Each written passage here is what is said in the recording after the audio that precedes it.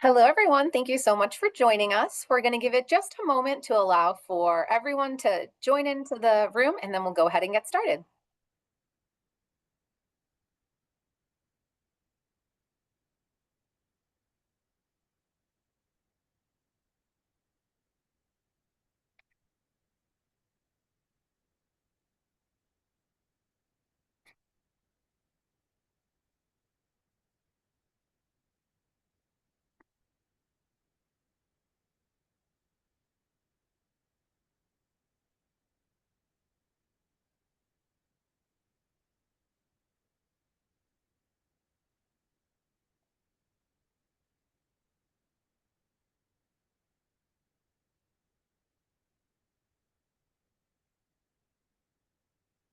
All right. Hello, everyone. Thank you so much for joining us for today's first Falcon community meeting.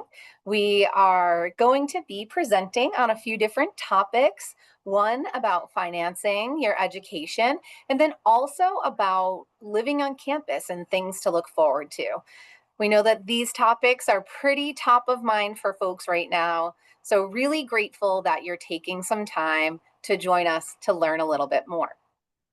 Before we get started, I did want to let you know that we are recording this session so that you'll be able to view this at a later date, or if you want to share this with anyone in your family who maybe wasn't able to join you live now, please do. By joining us right now, you will have this directly sent to your email. And if you know of anyone else who wasn't able to join us but is interested, we'll make sure to get that to them as well. So we're going to start with a few introductions, and then we will get started on the topics of tonight's session. And before we do that, one more quick piece. We are going to be talking about a variety of topics, and we recognize that some of these questions that you may have may be a little bit more personal in nature.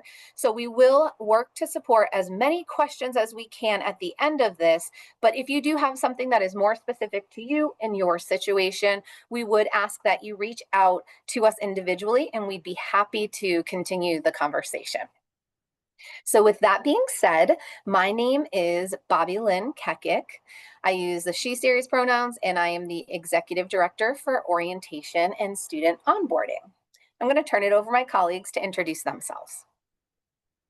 Hello, my name is Edgar Morales. He, him, his. I'm an assistant director in the Student Financial Services Office. Hello, everyone. My name is Sabrina Cruz. I am an associate director in the residential center here at Bentley, and I use the she series pronouns. Wonderful. So we know that this is a timely conversation as your bills were just recently presented in Workday. So we're going to get started talking a little bit more around student financial assistance and what this process looks like. We know that it can be pretty complex. We want to ensure that we can help to support you and make this process as smooth as possible. So I'm going to turn it over to Edgar to share a little bit more information, and then we will have Sabrina share some information, and then we will open it up to questions. So as you're listening, if you have anything, please feel free to put that using the Q&A button on your screen, and we'll make sure to get to that towards the end of our time together. All right, Edgar, take it away. Awesome. Yeah, so I'll be talking about financing your students' education. I'll go over the agenda real quick. So there are three sections that I will be going over: determining educational cost, funding options and opportunities, and then billing and paying tuition. So we'll go on to determining educational cost. We can go to the next slide. So, as stated, the billing statements for the fall semester have posted. They posted last Tuesday. And then right now, I'm going to talk about the cost of attendance for 2025 and 2026 for the academic year. So, it's split up into direct cost and then indirect cost. Direct costs are things that are billed directly by Bentley, and then indirect costs are not billed by Bentley. In direct cost, there's tuition, the 63,390. Housing and food includes the standard housing and meal plan, and then the student activity fee. And then in the indirect cost, that would include things like books and supplies, personal expenses, and then So for the indirect costs, those are just reasonable costs that your student can expect to pay in book supplies and personal expenses, etc.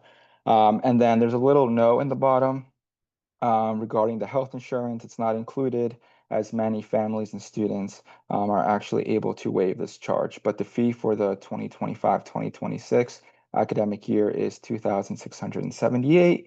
And I advise all the students that haven't enrolled or waived their health insurance to do so as soon as they can. Awesome. Next, I'll talk about funding options and opportunities. Some of the resources include outside scholarships, federal loans, private and alternative loans, and international student resources.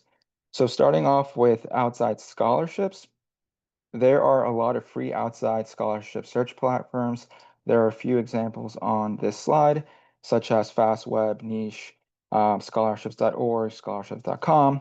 All of these search platforms will allow the student to create a profile with as much or as little as information as they want. It asks questions about if they, play sports, if they have any hobbies, if they play a musical instrument, etc. Like I said, they can include as much as they want, be as specific as they want, or as little as they want. But the search engine will find scholarships that match the student and that they are eligible for. And then the student will be able to apply to the outside scholarship. A lot of these outside scholarships do have certain requirements for the application, such as completing an essay, doing a video, etc. Some of them are lottery based and just winners are chosen at random, but you'll find more information about the application process as well as the requirements to apply for the scholarship on the scholarship search platforms. Moving on to the federal direct student loans. So these loans are available to all U.S. citizens and eligible non-citizens. Um, Students completing the FAFSA are automatically considered for these loans. For these loans, the student is the sole borrower. There is no credit check required. There is a subsidized and unsubsidized component of these loans. The subsidized is based on need, and the unsubsidized, all students applying for FAFSA will be eligible for the unsubsidized loan. Currently for the 2025-2026 academic year, the interest rate is at 6.39% and it is fixed. And then for payments, there are no payments required while the student is enrolled. Repayment begins after the grace period, which is 6 months after they graduate or fall below halftime. And then there are multiple repayment options. You can learn more about these on studentaid.gov. Now going to the right, you'll see a little chart there demonstrating the annual loan limits.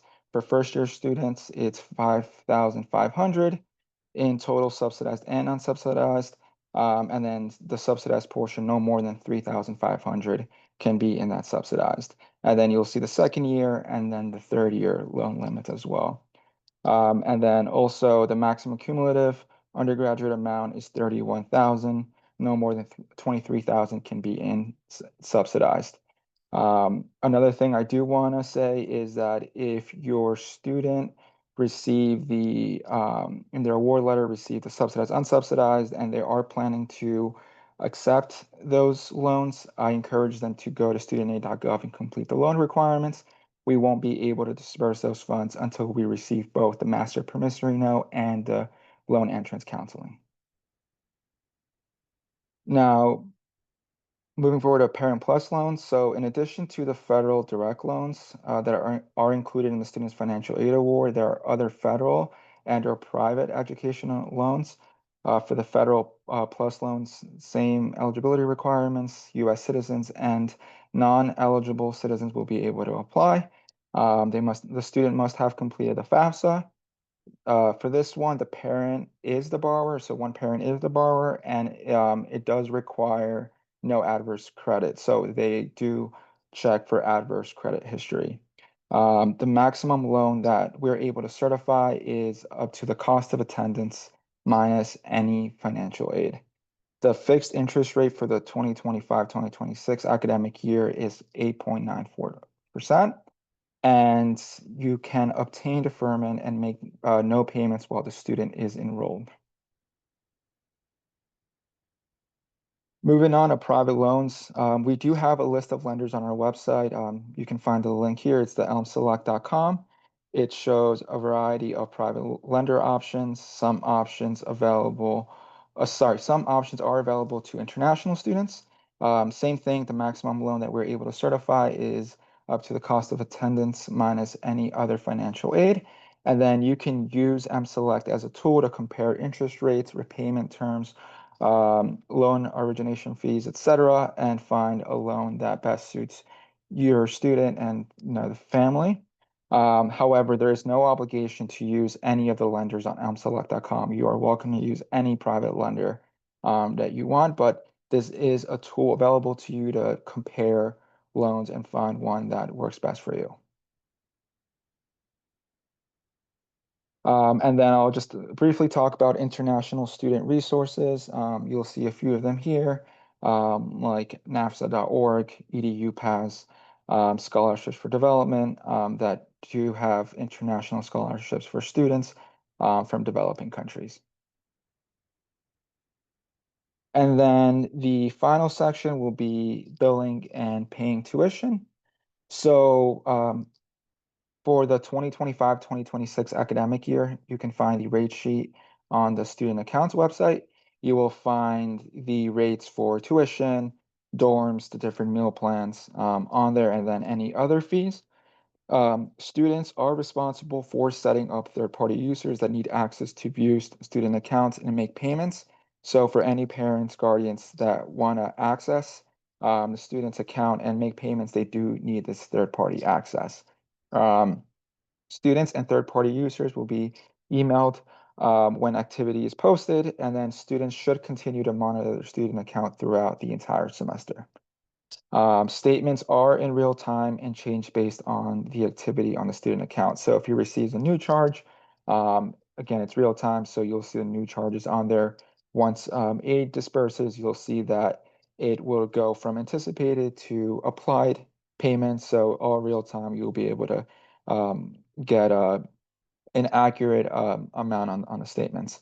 And then the past due holds are placed on unresolved accounts 14 days after the due date, and then $100 late payment fee is charged 30 days after the due date.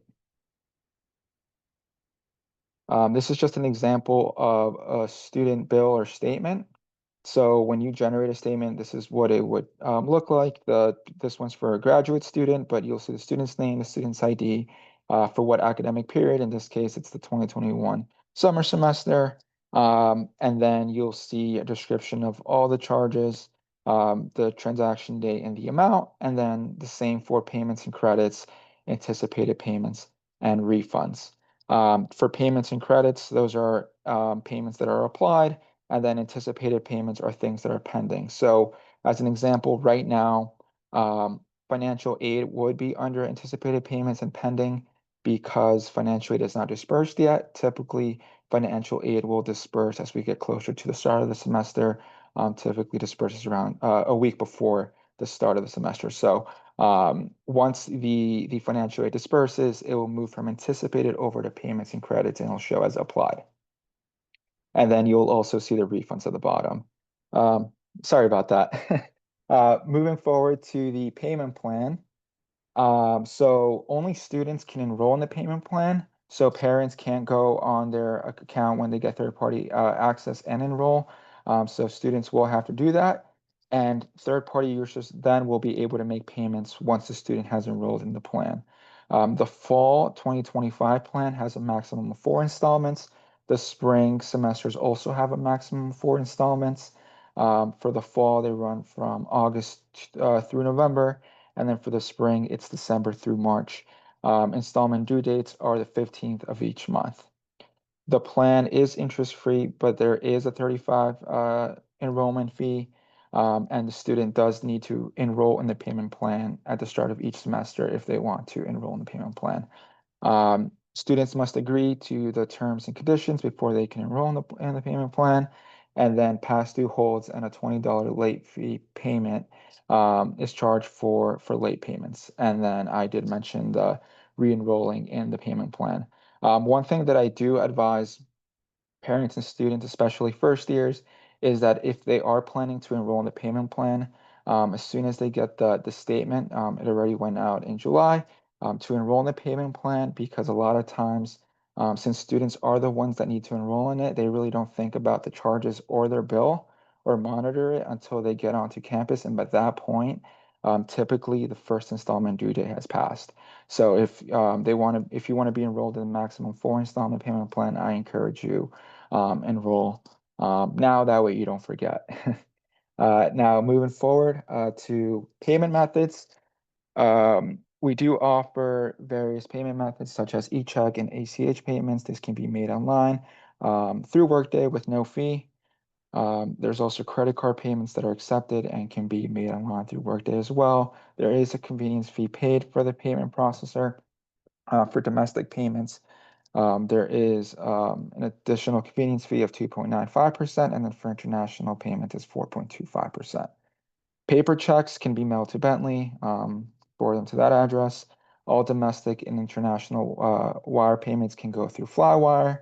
And then we also accept cryptocurrency payments like Bitcoin, and can be made on the student accounts website under the payment options. And then lastly, the refund request. Once there's an actual credit balance on the student account, students can request a refund. And it is a two-step process. What we mean by once there's an actual credit balance, so if there's pending aid and it has not dispersed, then the student won't be able to submit a refund request. It's only until their aid has dispersed and you see a credit on their account noted by parentheses around the amount. So just keep that in mind. And then the first step is to set up your banking information like refund elections. So the student will need to go and set up, if they want to do a direct deposit, is typically the fastest way to receive a refund. They do that on Workday. If not, it will sent via physical check to the address on file. And then the second step is to create a request, and they can do that on Workday by going to the search bar and typing in create request and then refund request. So I know I gave you all a lot of information. You can find the Student Financial Services general email there, our phone number, and then the website. If you have any additional questions, feel free to contact us. If you have any specific questions about your bill, contact our office and you will be directed to either a financial aid counselor or a student accounts rep, and we'll be happy to answer any questions that you may have. All this information too is online, so you'll see the rate sheet. We do have Workday resources with step-by-step guides on how to give third-party access, how to request a refund. Like I said, it's a lot of information to memorize, so you can find all this on our website. Thank you. Wonderful. Thank you so much, Edgar. And it is a lot of content, but I think it's so helpful to hear you talk through all of these pieces because it just helps to make it feel a little bit more understandable as you're navigating it through it. But for folks who are listening in, if you do have questions that have popped up from hearing that content, if you look at the bottom of your screen, there's a little button that says Q&A. If you click on that, you can go ahead and type in any questions that you may have. But we are now going to transition over to some content about living on campus, as we know that this is a really wonderful component to our students' experience if you're able to take advantage of this opportunity to live on. But for many students, it is the first time that they may be living away from home. And so we really like to make sure that we can provide some more information to our incoming students and families so that you can feel a little bit more comfortable as you're starting to navigate this next chapter. So I'm going to turn it over to Sabrina to talk a little bit more about living at Bentley, and then we'll go ahead and open it up to those questions. All right. Hello, everyone. So again, to introduce myself, my name is Sabrina Cruz.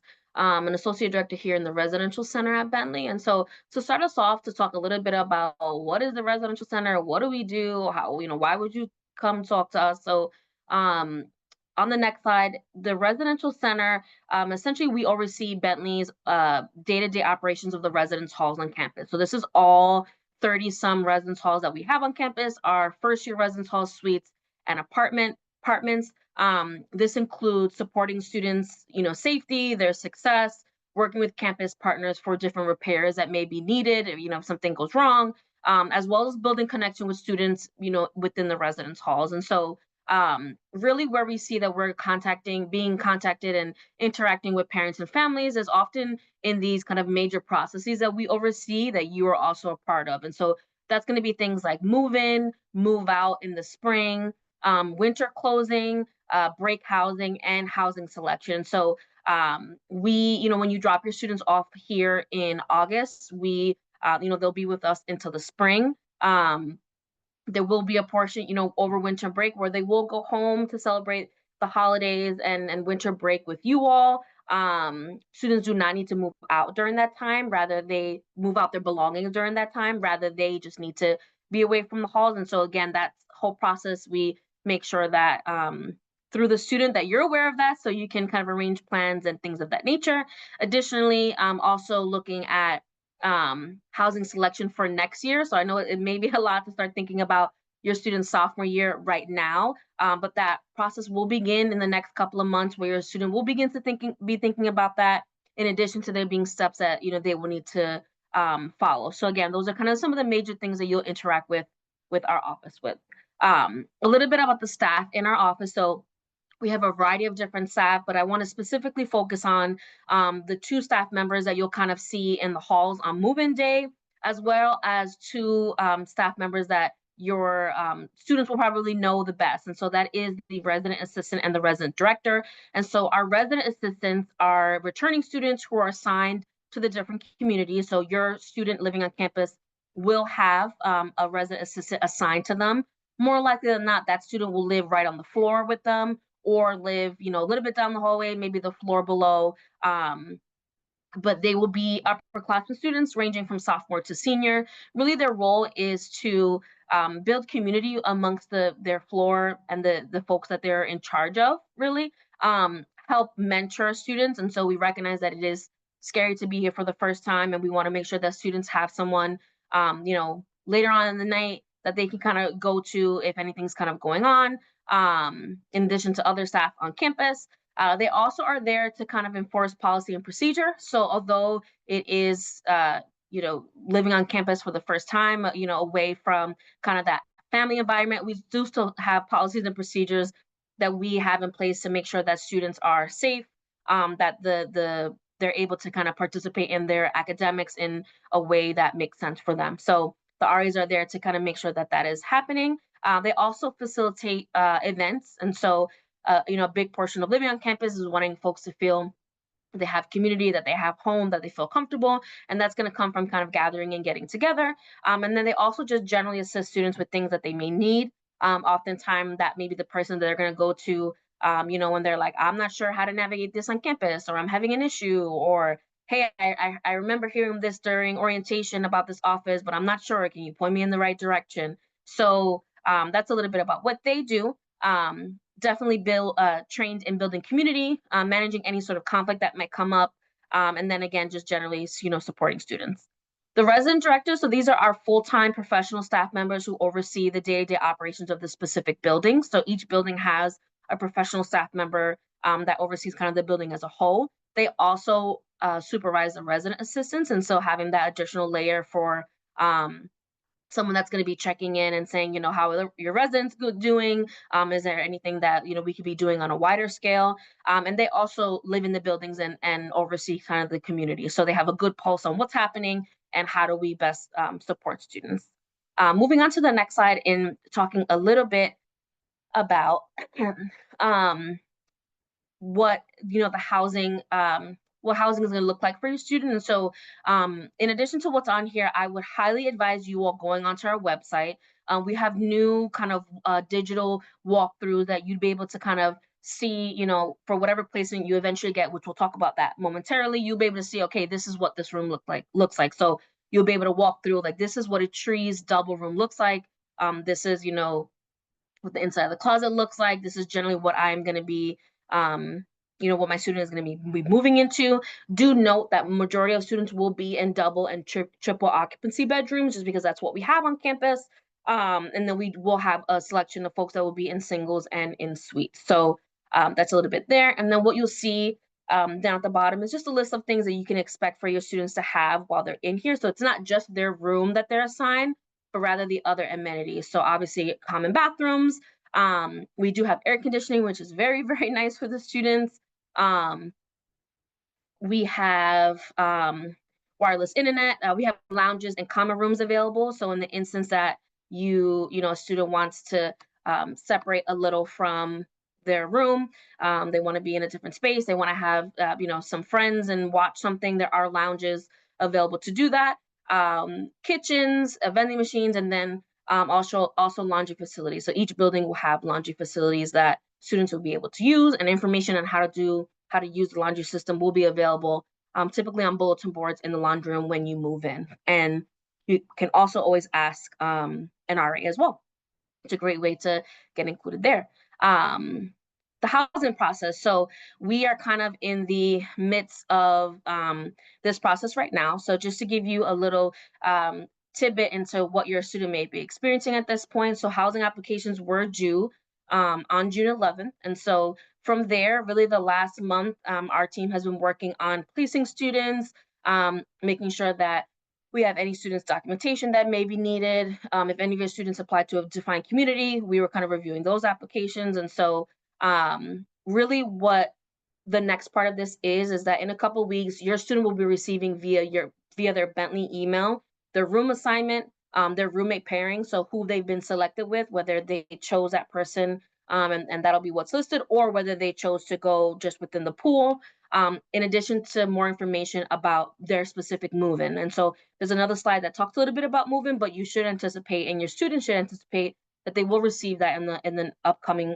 weeks. So more to come there. Obviously, if you have any questions in regard to the move-in when you receive that, feel free to let us know.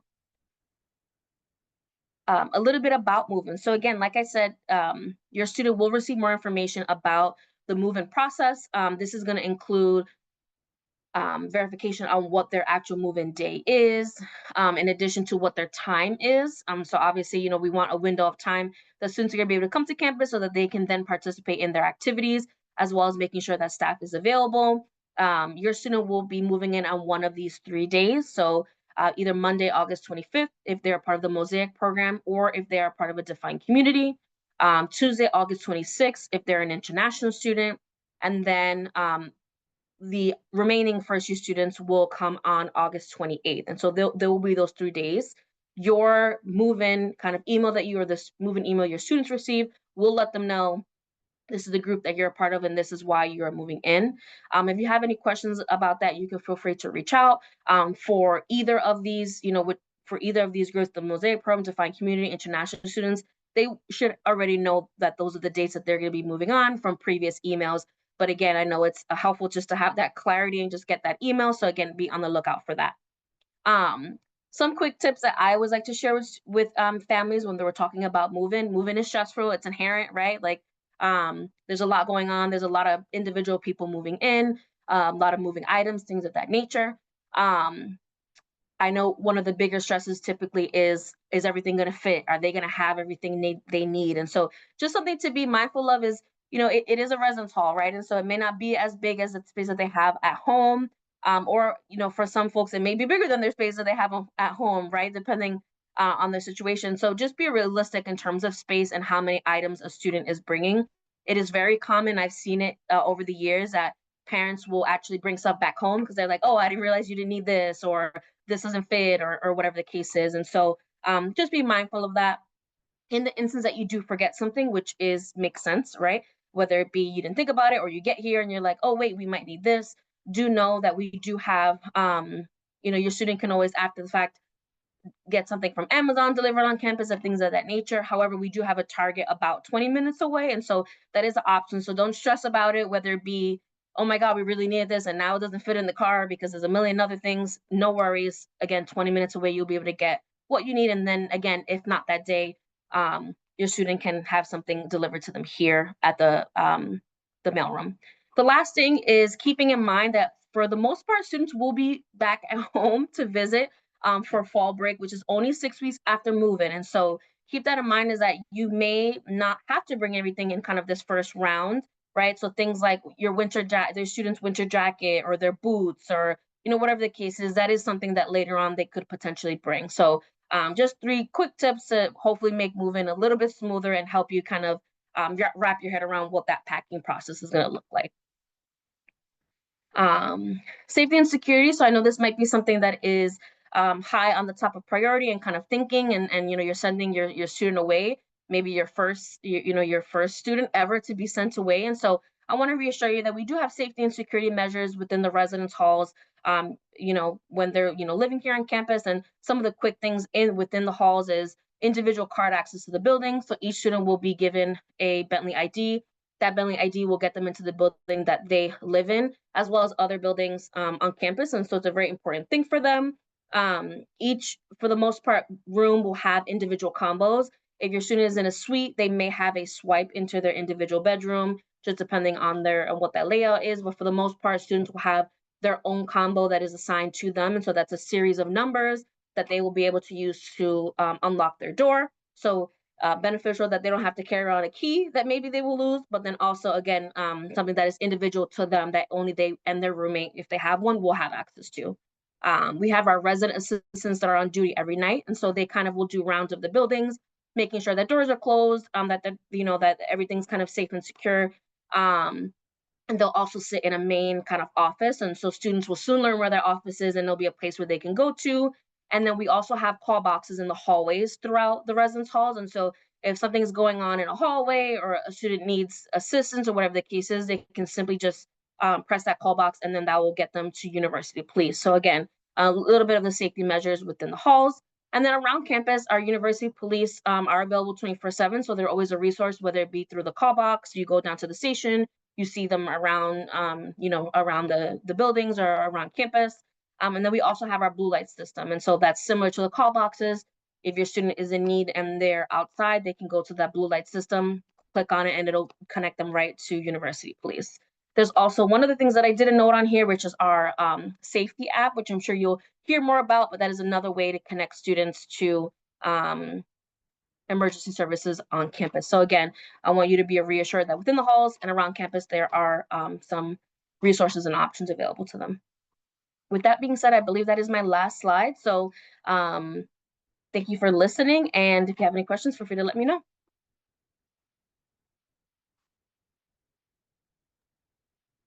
Wonderful. Well, thank you both so much. I know this is a lot of really important content, and so grateful to have some space to share with our families and potentially some of our students who might be joining us on this meeting. So what we're going to do right now is open it up to any questions that folks may have. So if you haven't done so yet, please feel free to put a question in the Q and answer box. You can put it anonymously, you can put your name, whatever feels most comfortable for you, but please feel free to go ahead and put those questions in there. No question is a bad question to ask. That's why we're here. We want to make sure that we can help to support anything that you may have. So one of the first questions that we have is about renting a fridge and microwave. So I wanted to throw that over to you, Sabrina, to talk a little bit about what that could look like for families. Yes, so we do have the option for you to, excuse me, for you to do a micro fridge rental. So essentially a micro fridge is a mini fridge with a microwave attached on the top. We do use New England micro fridge services. And so our information for that is online. And so if you take a look on our Bentley Residential Center website, you'll be able to take a look. But that company, you will be able to rent for the year and be able to have that. They do drop-offs and they also do pickups. So it's a relatively easy process for you. If that's not the option that you want to go with and you rather just have something that kind of lives with you throughout the 4 years, you can absolutely do that as well. We do not have any restrictions with that. Wonderful. Appreciate that. And I will also share, as folks are continuing to add questions, that you have probably heard this, or you will see this on communications that you receive about our new Falcon question form. So all of our offices will respond to those question forms. So if we have any students on the call or any family members, if you submit one of those, you submit that form with any of these questions, that will get directly to our offices. So if you are looking for the New England micro fridge services and you can't find it, send us a quick question through the form and we can happily make sure to get you a copy of that information. Edgar, I know you were responding to a few questions while we were presenting. Is there anything in particular that you would like to reflect? I know we received a question around work study. I know that's something that folks will typically ask questions about. So I was curious if you could maybe talk a little bit about that opportunity at Bentley. Oh, you are muted. Sorry about that. There we go. Oh, okay. So yeah, federal work study is awarded to students who have financial need. And if a student receives federal work study, it would be included in their award letter. Um, if the student did not receive work study, it does not mean they can work on campus, right? It's just that students with federal work study do have priority um, to the student employment portal and can apply to jobs sooner than students without federal work study. And then one of the additional questions that I got was that if it was guaranteed, so federal work study is not guaranteed for all 4 years since it is financial. It is based on financial need. There are certain factors that can affect the student's eligibility. So if the student, let's say in a later year, does not have any financial need, then they wouldn't receive federal work study. So kind of similar to any need-based. Um, we typically do like to level fund, meaning that we like to keep the award consistent year to year. But if there are any changes to, family's household income, um, then their aid eligibility could be affected. So, yeah, it's not guaranteed for all 4 years. Wonderful. Thank you for sharing that. And I know that there are some opportunities, like specifically with our Bentley dining services and some other offices that are on campus, but may also work with students who don't have work study. So definitely some options for folks if you're looking for that. Could you, while we're talking about work study, would you mind sharing when folks are able to view that and where they would go? Yeah, so the student employment portal is on Workday, and they can go on there to find any job postings. For those job postings, they would have to apply, and then if they are given the job, then they could start working, etc. If a student is awarded federal work study and they're having trouble finding a job, they can always contact our student employment office within Student Financial Services, and our student employment counselor can assist the student finding employment on campus. Yep. Um, Thank you. And I would say, as a staff member that works at Bentley, we definitely work a lot with our students. So if you have that work study in your aid, please do reach out and use it. It's really, really helpful, especially for some of those pieces like your books and some of your expenses. It really, really helps out there. So don't hesitate to apply for that. It's a really great opportunity. And the bill is definitely a hot topic right now. So I know that you mentioned that students can access that in Workday, but just wanted to give a little bit of context. So Workday is the platform that we use as the central hub for all of our students' information. So this is where they're going to register for classes, where they'll pay their bills, where they'll be able to check on their degree requirements. So they will do a lot of processes in Workday. For students to access Workday, something that's really helpful to remember is a lot of our softwares, platforms, portals, etc., can be found by going to my.bentley.edu. If your student goes there or if you go there, you will see all of the portals, all of the different softwares that your students may need to access. So my.bentley.edu, and that they'll see an image that says Workday. They can click on that and they'll be able to log in with their Bentley credentials. But Edgar, once the student is in Workday, is the worklet finances? What is the Yeah, worklet for the yeah. student? So when they go on Workday, it would their bill would be under student financials. And then you will be able to generate a statement or you'd be able to view charges, payments, etc. Wonderful. And with Workday, we have a lot of instructions that folks can review to navigate any part of Workday. So if your students just Google Bentley Workday student, it will bring up a whole slew of instructions for families and for students in any of the processes that they might be doing in Workday. So it's very user friendly in that regard, where there's a lot of information to help to support that. What other questions do folks have? Please feel free to take another few moments to add anything else to the chat that you may have.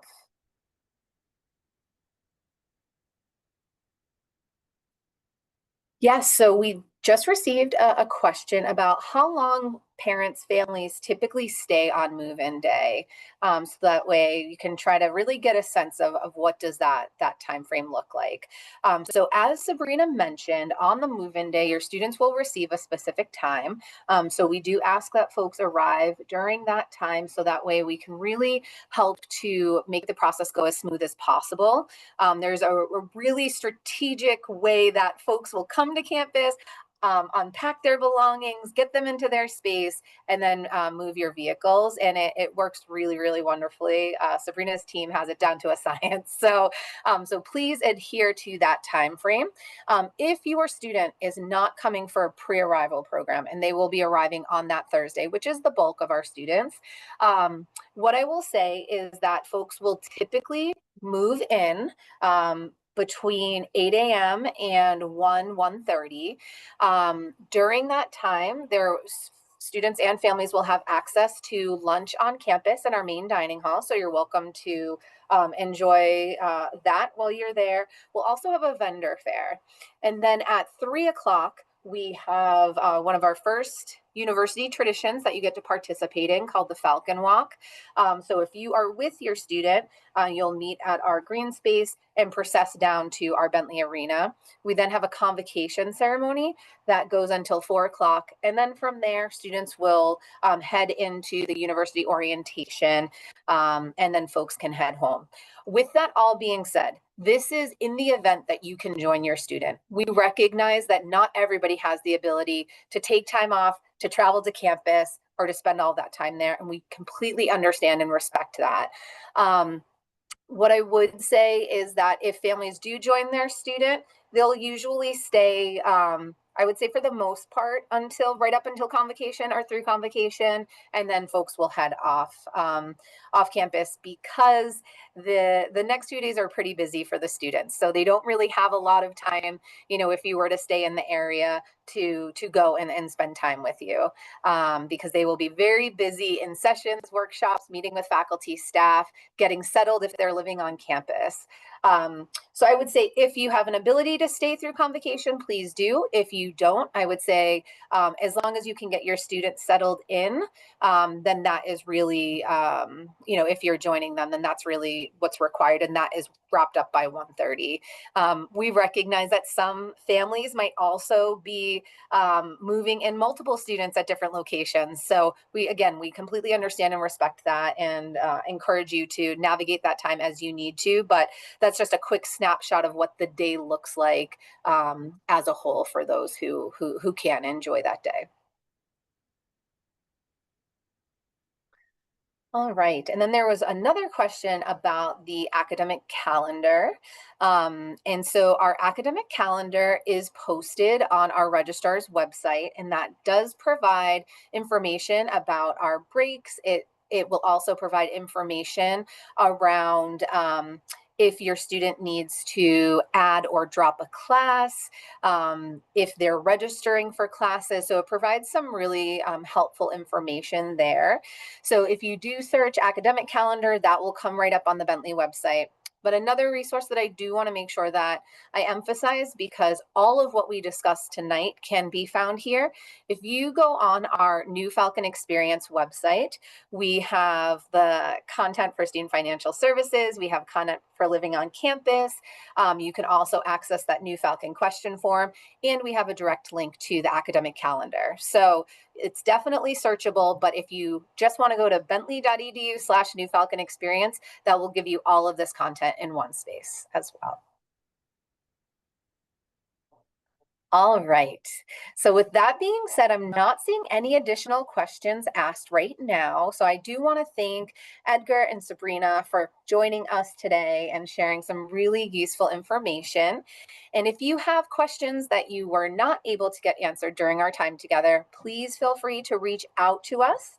And we would be happy to continue the conversation. And like I said, that new Falcon question form will go directly to all of our offices. So we'll be able to support you in any way that we can. So thank you so much for joining us. And we hope to see some of you in August when your student joins us. But if not, we hope to see you at some point over their 4 years. So thank you so much and take care.